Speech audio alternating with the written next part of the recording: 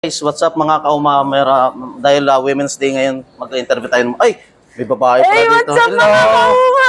Hi! Hi! Kunwari, hindi makakilala. Prof ko po siya sa seamanship, guys. Estudyante pala kita. Okay, first name? Rachel po, sir. Oh, Rachel. So, estudyante natin yan si Rachel. So, since na Women's Day ngayon, tatanungin natin si Rachel kung ano ba yung mga ipinaglalaban niya sa buhay.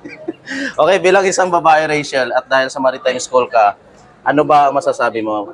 Masasabi mo sa mga ibang mga babae na dahil ikaw ay nasa Maritime School? Ano, sir, syempre po magkakaiba pa rin po na syempre ang dami pong struggles. Tsaka po, kasama ko po puro mga lalaki, sir. So, hindi ba mahirap sa'yo na kasama mo mga lalaki? Hindi ba yung meron ka ba mga adjustment or what?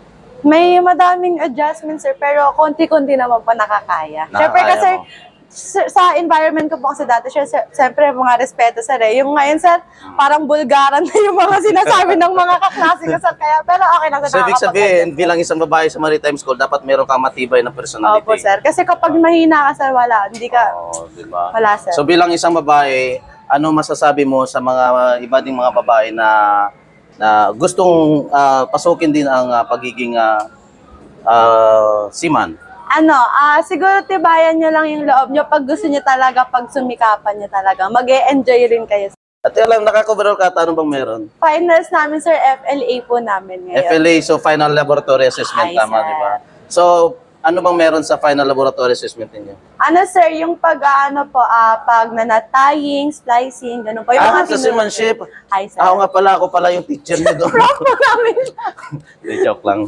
Okay, so final laboratory assessment ninyo ngayon and I hope na galingan mo dahil nag-iisa kang babae ata sa section niyo, di ba? Yes, sir. So guys, bilang isang nag-iisang babae sa section nila, love na love daw siya ng mga classmate niya, nire-respeto siya bilang isang babae. Ay, hindi ba? Di ba, sir? Love niya ng mga classmate niya. Okay, so thank you very much kay Rachel dahil Support Women's kay Day ngayon. Isa kang matibay na babae sa Thank you, maritime sir. industry. What's Sala- up, mga kauma?